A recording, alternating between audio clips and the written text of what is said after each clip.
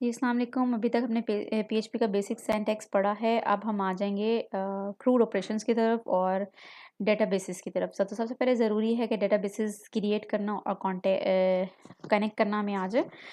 तो आपने जो भी जैम्प वैम्प जो भी अपने सिस्टम में किया हुआ है, आप सबसे पहले सर्च बार में जाएंगे और वहाँ पे जाके आपने ओपन करना है local host /php my admin। जब आप इस लिंक को ओपन करेंगे तो आपके पास ये इंटरफेस आ जाएगा। इस इंटरफेस ये हमारे पास बेसिकली बैकएंड का यानी डेटाबेसेस का इंटरफेस है। तो सबसे पहला काम हमारा क्या होगा, हम यहाँ पे डेटाबेस क्रिएट करेंगे। यहाँ पे हमारे पास लेफ्ट पेन के अंदर न्यू की ऑप्शन आ रही है, न्यू पे क्लिक करेंगे। यहाँ पे जाके हमने डेटाबेस का नाम देना है कोई भी। लेट्स सपोज मैं डेटाबेस क्रिएट करती हूँ जिसका नाम है MyDB। अब MyDB डेटाबेस का नाम देने के बाद मैं यहाँ पे इसको क्रिएट को क्लिक कर लेती हूँ। डेटाबेस क्रिएट जैसे ही क्लिक करेंगे क्रिएट पे तो हमारे पास आगे क्रिएट टेबल की ऑप्शन आ रही है और यहाँ पे हमने टेबल का नाम देना है। लेट्स सपोज टेबल का नाम मैं देती हूँ रिकॉर्ड, ठीक है। और यहाँ पे मैंने 4 कॉलम्स क्रिएट कर ली हैं और फिर मैं उसके बाद गो पे क्लिक करूँगी तो अब मेरे पास नेक्स्ट इंटरफेस जो आएगा ये मेरे से ये पूछेगा कि आपने जो 4 कॉलम्स देने हैं उनके नाम क्या होने चाहिए। लेट्स सपोज मैं जब फर्स्ट जो कॉलम है उसके अंदर मैं कह देती हूँ आईडी, दूसरे कॉलम के अंदर मैं कहती हूँ first_name, थर्ड कॉलम के अंदर मैं कहती हूँ last_name, फोर्थ कॉलम के अंदर मैं कहती हूँ यहाँ पे आएगी ईमेल। अब इनकी डाटा टाइप दे दूंगी, आईडी की data type int, first name की डाटा टाइप मेरे पास आएगी वर्चार, लास्ट नेम की भी वर्चार, ईमेल की भी वर्चार। फिर इसके बाद नेक्स्ट लेंथ आप देना चाहें, जैसा करेक्टर्स की हम अक्सर देते हैं, जो भी 30 60 90 वट जो भी आप देना चाहें, मैं इसकी यहाँ पे लेंथ दे दूंगी। उसके बाद नल नॉट नल हैं ये सारे, अगर नल पे क्लिक करेंगे तो इनकी वैल्यूज़ नल हो जाएंगी। और अब जैसा आईडी की ऑप्शन है, मैं चाहती हूँ फॉर्म के थ्रू वैल्यू ना जाए, आईडी की वैल्यू ऑटो इंक्रीमेंट होगी, नहीं जो जो एंट्रीज जाती जाएंगी उसका कोई ना कोई आईडी असाइन होता जाएगा, यूनिक आइडेंटिफायर उसे आता जाएगा। तो मैं आईडी के अंदर यहाँ पे इस रो में देखती हूँ, यहाँ पे AI यानी ऑटो इंक्रीमेंट के ऑप्शन है, इसको क्लिक कर दूंगी तो यहाँ पे आईडी आ जाएगा। आईडी को ऑटो इंक्रीमेंट करने के बाद मैं नीचे इस टेबल को सेव कर दूंगी क्योंकि टेबल मेरे पास बन चुका है। अब मैं अगर देखना चाहूँ तो ये देखिए मेरे पास जो MyDB है, MyDB के अंदर मेरे पास एक टेबल है रिकॉर्ड का, ये यहाँ पे भी शो हो रहा है मेरे पास रिकॉर्ड का टेबल। जब रिकॉर्ड पे क्लिक करूंगी तो ये मेरे पास इसका व्यू भी आ जाएगा कि इसके अंदर कौन कौन से एलिमेंट्स हैं। इसी तरह इसका स्ट्रक्चर देखना तो स्ट्रक्चर पे जाके मैं इसका स्ट्रक्चर भी देख सकती हूँ इस टेबल का। ओके, अब हम आगे करते हैं, एक वेब फॉर्म क्रिएट करते हैं और फिर देखते हैं कि हमारा वेब फॉर्म के थ्रू डेटाबेस में इस टेबल में डाटा कैसे आता है। जी, तो मैंने एक फॉर्म का पेज क्रिएट किया है, वेब पेज, जिसका मैंने रखा है form.html और इसके अंदर मैं एक फॉर्म क्रिएट किया है। फॉर्म के अंदर मेरे पास एक इनपुट फील्ड है जो कि फर्स्ट नेम के लिए है, दूसरी इनपुट फील्ड है जो कि लास्ट नेम के लिए है, इसी तरह थर्ड इनपुट फील्ड है जो कि ईमेल एड्रेस के लिए है। तो यहाँ पे जिस तरह ये फर्स्ट मेरे पास इनपुट फील्ड है, मैं इसका नाम रख देती हूँ fname, और ये जो मेरे पास लास्ट नेम है इसका रख देती हूँ lname, और ये ईमेल का नाम एज एन ईमेल ही रहेगा। और इसके अंदर फॉर्म के अंदर मैंने एक्शन रिप्रेजेंट किया है, action is equal to insert.php। इसका मतलब क्या हुआ, जैसे ही मैं सबमिट का बटन क्लिक करूँगी तो वो insert.php वाला जो पेज मैंने बनाया होगा, जो भी नहीं बनाया मैंने, जो बनाया होगा उस पे चला जाएगा। और insert.php के पेज के ऊपर मैंने insert की क्वेरी लिखी होगी, यहाँ से फील्ड्स की जो वैल्यूज़ हैं वो उस पेज पे जब चली जाएंगी तो वो वहाँ से डाटाबेस में इंसर्ट हो जाएंगी। और मेथड मैंने क्या दिया है, पोस्ट। हम ऑलरेडी पढ़ चुके हैं गेट और पोस्ट में क्या डिफरेंस होता है। हमारे पास गेट में विजिबल होते हैं पैरामीटर्स और पोस्ट में हिडन होते हैं। तो अब मेथड मेरे पास इस फॉर्म का पोस्ट है और सबमिट के बटन के बाद insert.php पे ये डाटा जाएगा, लेकिन insert.php का भी मैंने पेज बनाया नहीं है। अब मैं insert.php का पेज बनाऊंगी और उसके ऊपर बेसिकली डाटाबेस की कनेक्टिविटी या डाटाबेस का कोड लिखेंगे। अभी मैंने बनाया है form.html, तो मेरे पास एक फ़ोल्डर है, फ़ोल्डर के अंदर ये form.html पड़ा हुआ है। तो मैंने सबसे पहले सर्च बार में जाके लिखा है localhost/data, यानी फ़ोल्डर का नाम था डाटा। उसके अंदर पेज पड़ा है form.html, जिसको मैंने अभी डिज़ाइन किया है। जब मैं इसको ओपन करती हूँ तो ये मेरे पास एक फॉर्म ओपन हो जाता है। लेकिन अभी अगर इसके ऊपर मैं ये ऑपरेशन अप्लाई करती हूँ और ऐड रिकॉर्ड करती हूँ तो कोई भी ब्लैंक है, क्योंकि अभी तक मेरे पास जो कोड है वो काम नहीं कर रहा।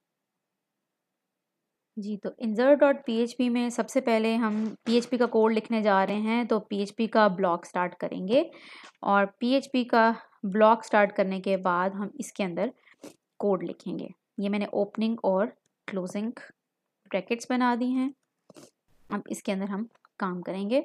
तो सबसे पहले मैं एक वेरिएबल बनाऊंगी। वेरिएबल हमेशा $साइन से शुरू करते हैं। वेरिएबल बनाऊंगी जो कि होगा कनेक्शन का। कनेक्शन के वेरिएबल के अंदर मैं बेसिकली फंक्शन कॉल करूंगी MySQL I। MySQL I का मतलब होता है इम्प्रूव्ड वर्जन, ठीक है। I stands for improved MySQL। इस फंक्शन के अंदर मैंने अब पैरामीटर्स पास करने हैं। इसके पैरामीटर्स क्या होते हैं कि स्टार्ट में सबसे पहले हम लिखते हैं लोकल। बेसिकली यहाँ पे सर्वर का नाम दिया जाता है। अभी मैं एज जैम पे काम कर रही हूँ, जो कि मेरा लोकल होस्ट है, इसलिए मैंने सर्वर का नाम लोकल होस्ट लिखा है। फिर उसके बाद यूज़र नेम देते हैं। तो यूज़र नेम मैंने यहाँ पे रूट लिखा है, क्योंकि मेरे पास जो जैम का फोल्डर है वो रूट डायरेक्टरी में हुआ है, सी में। तो इसलिए इसका यूज़र नेम रूट है। और पासवर्ड अगर कुछ दिया हो तो मैंने कुछ भी पासवर्ड नहीं दिया हुआ। और फिर उसके बाद डेटाबेस का नाम लिखते हैं। जो मैंने अभी डेटाबेस बनाई थी उसका नाम था MyDB, तो मैंने यहाँ पे लिख दिया MyDB। तो सॉरी, ये स्टेटमेंट टर्मिनेटर यहाँ पे डालेंगे। तो इस तरीके से ये मैंने एक कनेक्शन का वेरिएबल बना दिया जिसके अंदर मैंने डेटाबेस कनेक्ट कर ली है, ठीक है। अब अगर कनेक्शन को चेक करना चाहते हैं कि इस्टेब्लिश्ड है या नहीं, कोई एरर तो नहीं है, तो उसके लिए हम यही जो कनेक्शन का वेरिएबल है इससे कॉल करेंगे हम कनेक्ट एरर के फंक्शन को। और अगर तो कनेक्शन में कोई प्रॉब्लम है या एरर है तो वो कनेक्शन फेल्ड का एरर आ जाएगा। अदरवाइज कोई प्रॉब्लम नहीं है तो हमारा जो भी आगे हम नेक्स्ट कोड लिखेंगे वो टास्क परफॉर्म हो जाए, ठीक है। ये अगर चेक करना चाहें तो। फिर उसके बाद हमारा नेक्स्ट काम क्या है, बेसिकली जो फॉर्म है, हमने पिछले पेज पे फॉर्म बनाया था, फॉर्म से वैल्यूज़ हमने रिसीव करनी है इस पेज के ऊपर। तो उन वैल्यूज़ को रिसीव करने के लिए हम क्या करेंगे, सबसे पहले वेरिएबल्स बनाएंगे। जिस तरह फर्स्ट नेम था तो फर्स्ट नेम के लिए एक वेरिएबल बनाएंगे। फॉर एग्जाम्पल मैं लिखती हूँ F_name फर्स्ट नेम। अब वैल्यूज़ रिट्रीव करनी है वहाँ से। तो मेरी जो form.html वाला पेज था इसके अंदर मेथड क्या है, पोस्ट, और इसकी वैल्यू क्या है, F_name। तो यहाँ पे मैंने एक insert.php में एक वेरिएबल बनाया है। कुछ भी नाम इस वेरिएबल का रख सकते हैं, मैंने रखा है F_name। अब इसके अंदर फॉर्म से फर्स्ट नेम वाली फील्ड की वैल्यू रिट्रीव करनी है। तो क्योंकि उसका मेथड पोस्ट था इसलिए इसको रिट्रीव करने के लिए मैं यूज़ करूँगी $_post, ठीक है। $_post से हम उसकी वैल्यू को रिसीव करेंगे। और $_post यूज़ करने का तरीका क्या होता है, $_post, उसके बाद आपने स्क्वायर ब्रैकेट्स यूज़ करनी होती हैं। और स्क्वायर ब्रैकेट्स के अंदर हम उस फील्ड का नेम लिखते हैं जिसकी वैल्यू हमने रिसीव करनी है। जिस तरह से फील्ड का नाम क्या था, F_name। तो मैंने यहाँ पे F_name लिख दिया और आखिर में स्टेटमेंट टर्मिनेटर डाल दिया, ठीक है।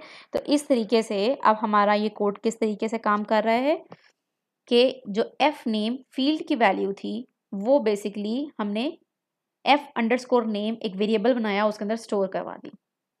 इसी तरह मैं इसको कॉपी करती हूँ और अब मैं दूसरी फील्ड की वैल्यू क्या थी हमारे पास, मैंने L_name यानी लास्ट नेम के लिए बनाती हूँ और उसकी फील्ड का नाम था L_name। Let me check, yes, L_name।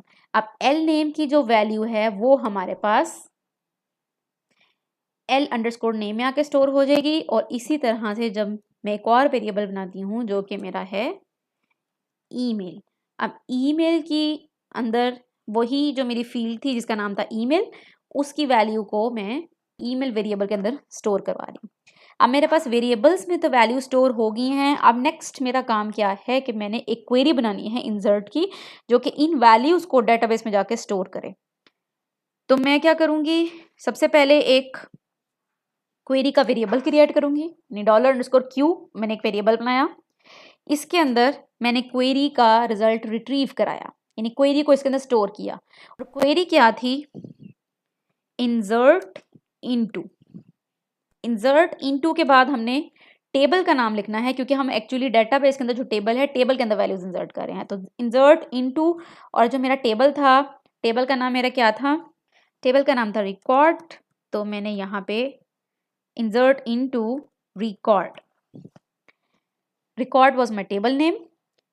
अब इसके बाद ब्रैकेट होगी, ब्रैकेट के अंदर पैरामीटर, ये बेसिकली क्वेरी का सिंटैक्स है कि इंसर्ट इनटू रिकॉर्ड यानी टेबल नेम।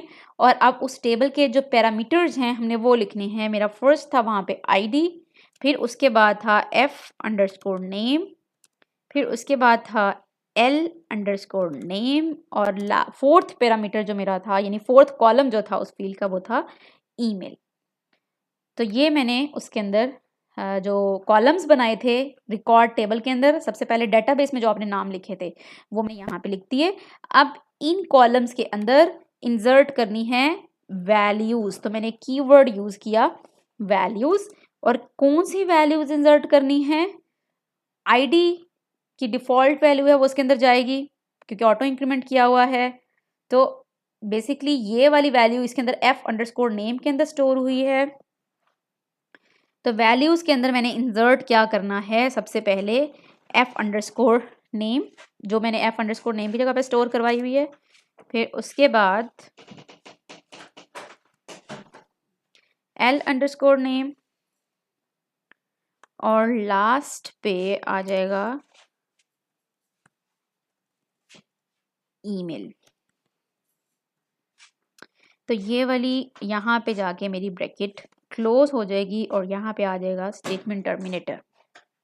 और यहाँ पे मैंने एक छोटी सी गलती की है कि जब आपने क्वेरी लिखनी है तो स्टार्टिंग हो रही है हमारी डबल कोट से। तो जब ये क्वेरी ख़त्म होगी स्टेटमेंट टर्मिनेटर से पहले हमने डबल कोट्स को क्लोज करना है। तो ये मेरी क्वेरी यहाँ पे कंप्लीट होगी। इंसर्ट इनटू रिकॉर्ड, यहाँ पे आ जाएंगे टेबल के कॉलम्स, वैल्यूज़, कीवर्ड, और फिर उसके बाद डेटाबेस जो मेरे पास बेसिकली मैंने वेरिएबल्स यहाँ पे बनाए थे जिसके अंदर वैल्यूज़ फॉर्म की स्टोर करवाई हैं।